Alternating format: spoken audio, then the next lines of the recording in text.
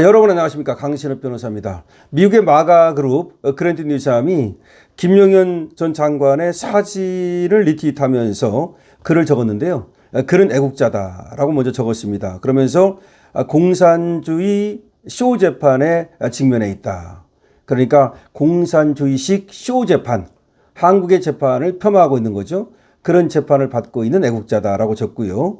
만약에 한국에서 쿠데타가 있었다면 그거는 이재명이 한 거다. 그리고 민주당이 한 거다.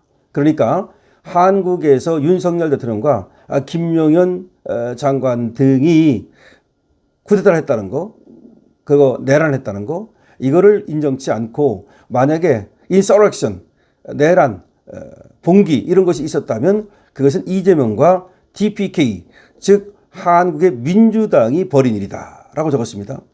그러면서 한국에서는 문재인의 일당 독재가 생긴 이후에 그 다음에 다시 이재명의 이런 인서렉션으로 이어졌다. 그러면서 미국인들은 이 점을 직시해야 한다. 이렇게 적었습니다. 그러니까 지금 김용현 전 장관의 사진을 이제 올리고 리트윗하고 나서 거기다가 자기의 이제 얘기를 쓴 건데요. 그러면서 김용현 장관은 애국자인데 지금 한국에서 공산주의식 재판, 이건 인민재판을 말하는 거죠. 인민재판에 지금 직면해 있다. 재판이 아니라는 거죠. 한국의 사법제도를 인정치 않는 겁니다. 그러니까 법의 형식을 빌린 사실상 정치 보복이라고 보는 겁니다. 그렇지 않습니까?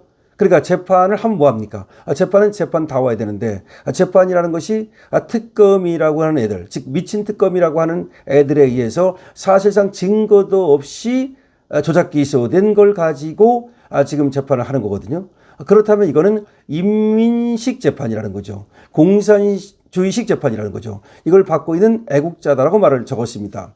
그런 다음에 만약에 in South Korea, 남한에서 인서렉션, 봉기, 그러니까 쿠데타, 내란 이런 것들이 있었다면 그것을 이재명과 DPK, 민주당이 carry out, 수행한 것이다. 벌인 일이다. 이렇게 적었습니다.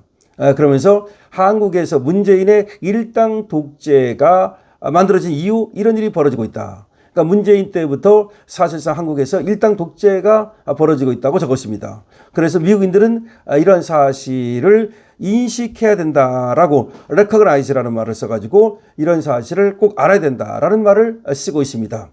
자, 아주 정확하게 한국에 지금 벌어지고 있는 정치 상황과 재판 상황을 적었다고 보면 됩니다. 이 그랜트 뉴삼 이분도 말이죠. 미국의 마가그룹으로서 여러분 아다시피 우리나라에 대해서 여러 가지 이렇게 저렇게 많은 그런 글을 쓰고 문제 제기를 하고 그리고 또 우리 자유우파 입장에서 또 응원을 해주고 있는 그런 분이라고 볼 수가 있겠는데요. 자, 지금 뭐 타라오라든지 그랜트 뉴삼이라든지 또 요새는 또 고든창이 여러 번 또 글을 쓰고 있습니다만 이런 분들이 윤석열 대통령의 재판, 사형 구형이라든가 이런 것들을 보면서 한국의 법치주의에 대한 엄청난 비판을 쏟아내고 있습니다. 이건 한국으로 볼 때 말이죠. 굉장히 쪽팔린 일입니다. 한국이 그래도 경제적으로는 탄탄한 이런 국가로 알려져 있고 그리고 또 반도체를 만드는, 자동차를 만드는, 그리고 배를 만드는, 쉽게 말해서 제조업 분야에서 세계 최강에 그런 올라 있는 나라가 이렇게 정치적으로 후진적이고 그리고 더 쪽팔린 것은 사법적으로 인민재판을 하고 있다는 이런 얘기를 듣는 것은 정말로 이건 참혹한 일이 아닐 수가 없습니다. 공산당식 재판, 이거 말이죠. 인민재판이라고 우리는 부르죠. 이거 얼마나 창피한 일입니까? 그래서 김용현 장관을 이제 애국자라고 부르고 있는데요. 물론 김용현 장관이 계엄을 하는 데 있어서 결정적인 역할을 하고 계엄을 잘했냐 못했냐, 또 계엄을 잘못한 것이다, 윤석열 대통령을 잘못 모셨다, 이렇게 평가할 수 있습니다. 그런 평가가 또 부당한 것은 아닙니다. 그러나 어쨌든 간에 지금 그 사람이 그 계엄을 하게 되는 동기나 그런 목적을 본다면 그것이 개인의 이익을 위한 것은 아니었다.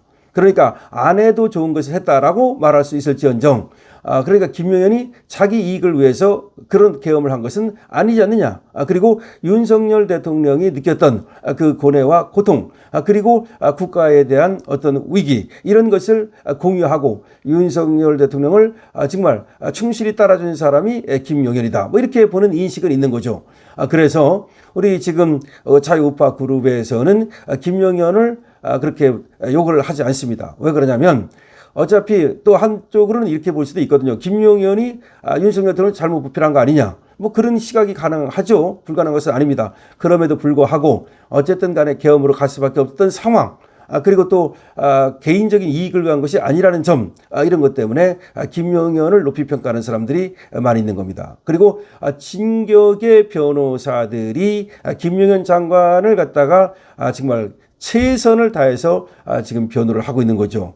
그런데 30년도 아닌 지금 무기징역이 구형이 됐습니다. 무기징역입니다. 구형된 게 말이죠. 근데 김용현 장관에 대해서 또 후일담을 들어보니까 사형을 구형하자는 얘기가 많이 나왔었다는 겁니다.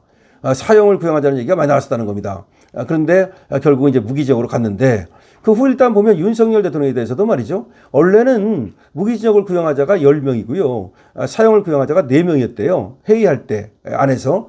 그런데 최종 결정은 이제 조은석이 하도록 그게 맡겨놨다는 거예요. 그럼 안에서 회의는 뭐라 해? 무기징역이 10명이고 사형이 4명인데 그런데 그 회의하고 나서는 뭐 최종 결정은 조은석이 한다. 그랬는데 조은석이가 비밀로 싹 하다가 그 재판하는 날 13일 날 그때 문자로다가 그 박옥수 특검보라는 자가 읽었잖아요. 그 논고문을. 그때 이제 문자로 보내가지고서 그렇게 하도록 했다는 겁니다. 그러니까 결과적으로는 같은 회의를 통해서 뭐 특검보라든가 특검이라든가 또 검사들이라든가 이런 사람들이 회의를 통해서 한 게 아니야. 회의는 실컷 해놓고 나서 말이죠. 결국은 조은석이가 지멋대로 정한 거죠. 그렇다면 조은석이가 그 사이에 누구로부터 전화를 받고 누구의 지시를 안 받았겠습니까?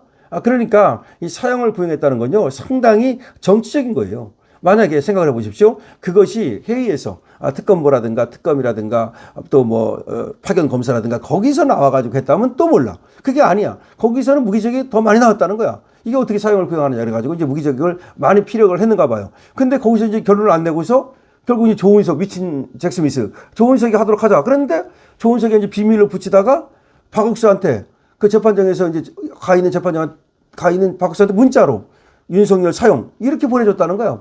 이게 뭐야? 그러니까 결국 미친 잭 스미스 마음으로 한 거야. 그럼 미친 잭 스미스 혼자 마음이겠습니까? 그 뒤에 누가 있겠습니까? DPK가 있겠죠.